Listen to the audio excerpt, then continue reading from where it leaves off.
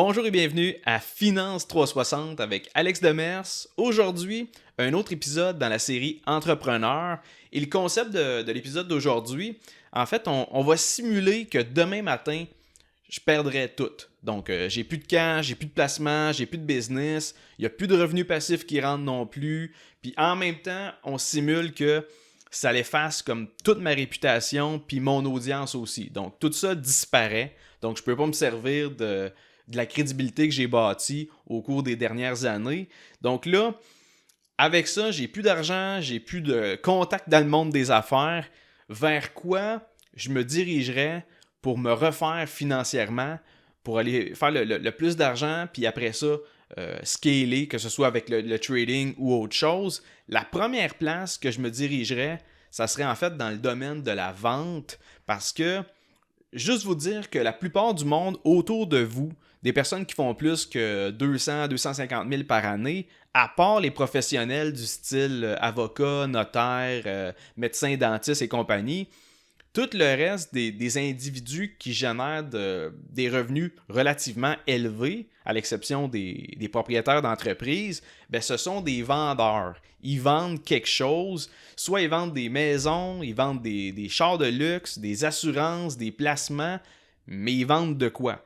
Et c'est triste parce que l'image du vendeur, c'est vraiment mal perçu par le grand public. Parce que dans le sens que quand on pense à un vendeur, on pense au vendeur dans un concessionnaire de véhicules d'occasion qui est un peu douteux, qui fait la 2/3e chance au crédit, puis que t'es pas certain de la bagnole qu'il veut te vendre. Mais dans les faits, on fait tout un peu de la vente à tous les jours. C'est-à-dire que quand tu veux convaincre ta blonde ou ton chum de regarder un film sur Netflix, c'est de la persuasion. Il y a de l'influence là-dedans, donc c'est une forme de vente. Mais c'est la même chose quand tu veux te faire engager comme employé. Tu dois te démarquer des autres candidats aux yeux de l'employeur. Ça aussi, c'est de la vente. Si tu cherches un partenaire financier pour un projet, tu dois aussi le convaincre d'investir dans ta patente puis qu'il va faire un retour sur investissement. Donc, même ça, il y a une portion de vente là-dedans.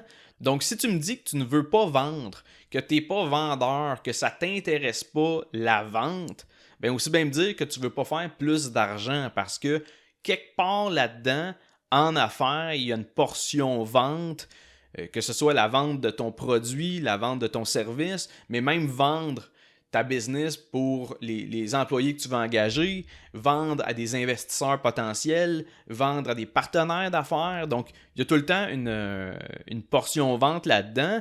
Bref, ce serait vraiment avec la vente que j'essaierais de me refaire si je recommençais à zéro. Parce que la rémunération à l'heure, qui est les employés salariés, moi, ça m'écoeure. Et je veux jamais être payé en fonction du temps que ça prend pour faire quelque chose. Je veux être payé en fonction de mes résultats parce que sinon, mon expertise puis mon efficacité est pénalisée par la rémunération à l'heure. Parce qu'avec un taux horaire, j'ai littéralement un incitatif financier à prendre mon temps puis à être moins rapide parce que plus longtemps que ça me prend, plus je vais faire de l'argent. Donc, pour moi, l'équation ne fonctionne pas et c'est pour ça que je préfère de loin être rémunéré en fonction de ma performance et en fonction de la valeur perçue par mes clients. Et encore là, petit bémol, même aujourd'hui, je fais encore de la consultation privée sur Teams à 200$ de l'heure, mais pour moi, il faut que ça fasse aussi du sens pour la personne qui paye en termes de valeur perçue, parce que, au fait, je pourrais bien charger 2000$ pour 15 minutes. Si ça te fait gagner 10 000$, tu vas être bien content pareil parce que du fait que tu as un retour sur investissement de 5 pour 1. Ça t'a coûté 2000$ pour en faire 10 000, c'est pas une dépense, c'est un investissement. Tout ça pour dire que dans le scénario où je recommence à zéro, la première place que j'irais pour ramasser mon premier 100 000$, j'irais offrir mes services à des compagnies qui recherchent des représentants. Donc, je me dirigerais dans un domaine qui est lié à la rénovation résidentielle parce que la maison, c'est là que la plupart des consommateurs sont le plus enclins à dépenser parce que quand tu es propriétaire, tu vois ta maison comme un investissement. Donc, quand tu achètes de quoi pour l'entretenir ou pour l'améliorer, tu as tendance à considérer ton achat comme une forme d'investissement. Par exemple, ça pourrait être de vendre une job de toiture, de porter fenêtre, de système de chauffage, d'isolation, etc. Encore une fois, j'agirais seulement comme représentant. Mon rôle, c'est de conseiller, de vendre le produit. C'est pas moi qui va aller faire la job. J'ai pas les licences RBQ pour faire ça, j'ai pas les compétences non plus. Et de l'autre bord, ben, l'entrepreneur qui paye pour mes services, ben, il prend aucun risque parce que je lui coûte rien si je vends pas. Je fonctionne 100% à commission. Et dans le cas où il y a déjà une équipe de vente, ben c'est sûr que j'essaierai de suivre le meilleur closer de son équipe pour apprendre sa méthode de vente. Sinon, ben je demanderai directement au boss de la business de me former du côté technique pour que je comprenne c'est quoi le produit que je vends. Puis après ça, ben je bâtirai mon propre pitch de vente autour des objections récurrentes qui reviennent avec les prospects. Et soit il me fournit les leads, donc les acheteurs potentiels, ou je trouverais mes propres prospects, soit en porte-à-porte ou avec de la publicité sur Facebook. Et encore là, on recommence à zéro. Donc, je travaille de jour, de soir, de fin de semaine, comme quand j'ai commencé avec ma première business, puis comme quand je roulais le lave-auto. Et l'objectif ici, c'est vraiment de rentabiliser le plus mon temps possible. Donc, je vais m'assurer de vendre quelque chose qui affiche un prix de vente minimum de 10 000 $. Genre des portes et fenêtres, une toiture, un système de chauffage central. C'est toutes des affaires qui coûtent plus que 10 000 $. Et comme je vous dis, moi, je veux pas être payé à l'heure. Donc, en échange d'amener des ventes, d'amener des contrats signés, à chaque fois que je close un deal, ben, je me ramasse une commission de 10% sur le prix de vente. Donc, si on prend un prix de vente moyen de 10 000 $ plus taxes, évidemment, je ne ramasse pas de la commission sur les taxes, là. Donc c'est un prix de vente de 10 000 $. Considérons que je fais 4-5 rendez-vous par jour, 7 jours semaine. Disons que conservateur, j'en close 5 par semaine, c'est du 5 000 $ brut par semaine. Donc c'est un bon départ pour quelque chose qui ne m'a rien coûté et qui en même temps nécessite aucun diplôme. Et l'autre chose par rapport à ça, c'est que vendre de quoi à 10 000 $, c'est aussi long, aussi difficile, aussi... il y a autant de persuasion que de vendre de quoi à 2000. Et en fait, avec le type de produit que je parle, donc dans le domaine de la rénovation résidentielle, il y a souvent possibilité de faire affaire avec des compagnies de financement qui vont permettre en fait aux clients d'étirer leur paiement sur 10 ans. Donc, c'est avec des versements mensuels. Donc, dans ce cas-là, il faut faire une demande de crédit. Si le client il est approuvé, l'entrepreneur il fait un job, il se fait payer au complet par la compagnie de financement et ensuite de ça, la compagnie de financement ramasse des mensualités avec évidemment des intérêts. Le taux d'intérêt justement là-dessus, sur ce type de prêt-là, ça tourne autour de entre 11 à 16%. Encore une fois, ça dépend de la compagnie de financement et du crédit du client.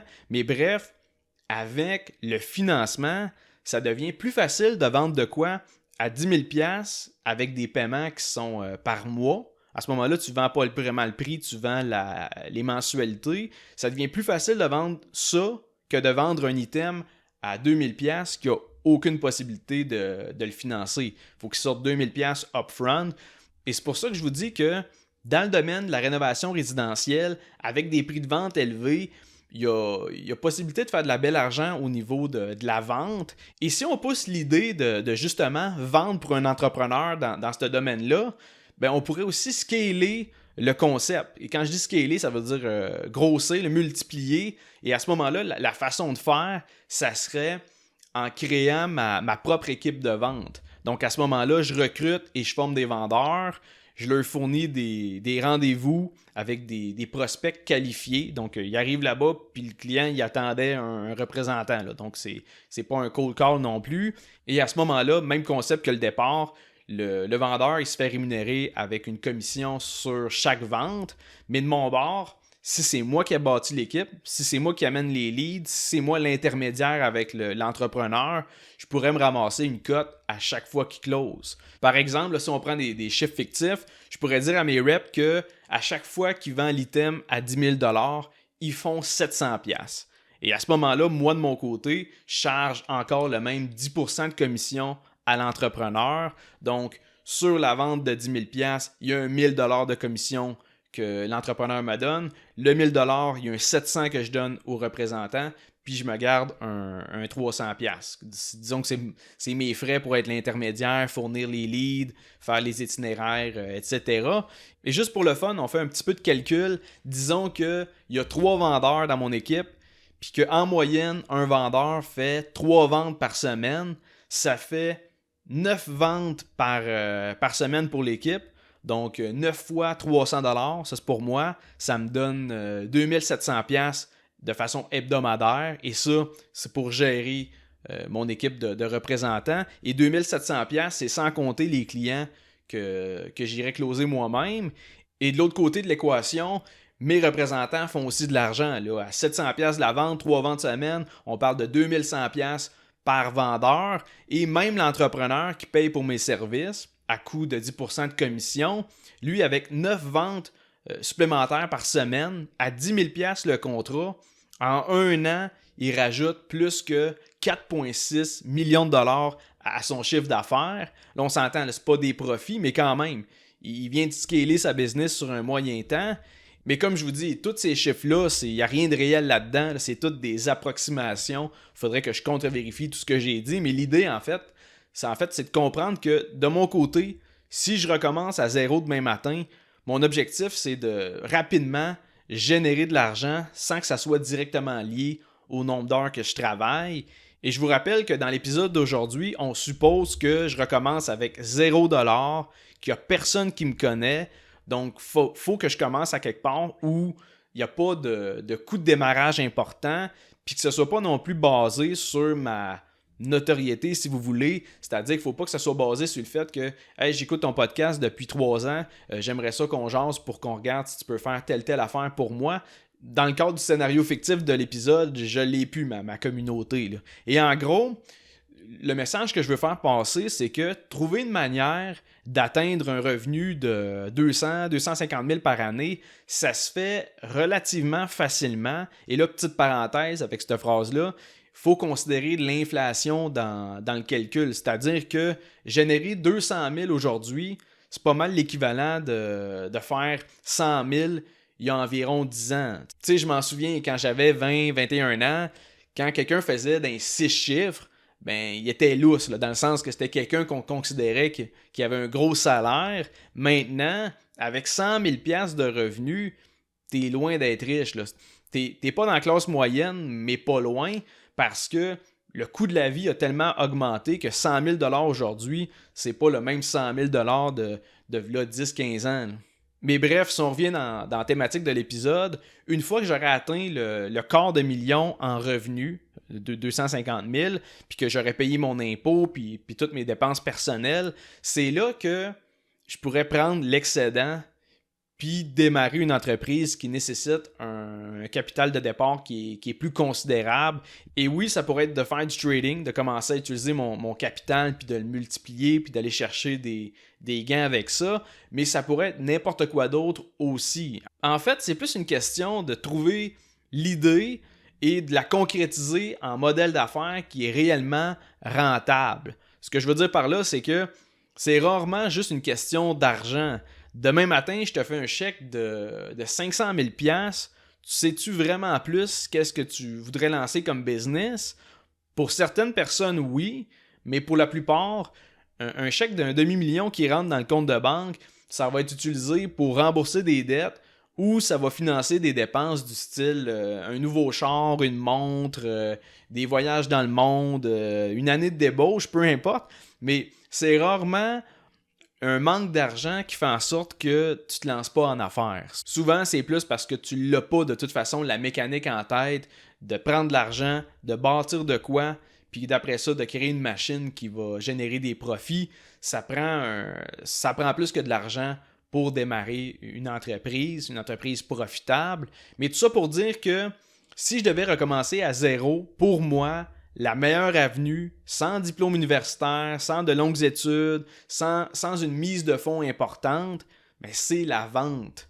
Tu as juste à trouver quelqu'un, un entrepreneur, qui veut augmenter son chiffre d'affaires, qui est un pro du côté technique, mais qui n'a ni les compétences ni le temps pour trouver des prospects puis faire de la vente. Et surtout, si tu veux augmenter rapidement tes revenus, faut que tu te fasses payer en fonction de tes performances. Faut que tu aies une rémunération qui est variable, c'est-à-dire que le montant de ta paye, il est directement lié à tes résultats plutôt qu'à un taux horaire qui est prédéfini. Et de toute façon, moi, si tu arrives, tu es un représentant puis que tu exiges un salaire fixe au lieu de te demander une commission sur tes ventes, ben moi, ça m'inquiète. Le gars, il a pas l'air très confiant en ses aptitudes de vendeur, tandis qu'avec une rémunération 100% à commission, le gars qui opte pour tes services, il prend pas de risque. Parce que si tu ne vends pas, tu lui coûtes rien. S'il te paye, c'est parce que tu lui as rapporté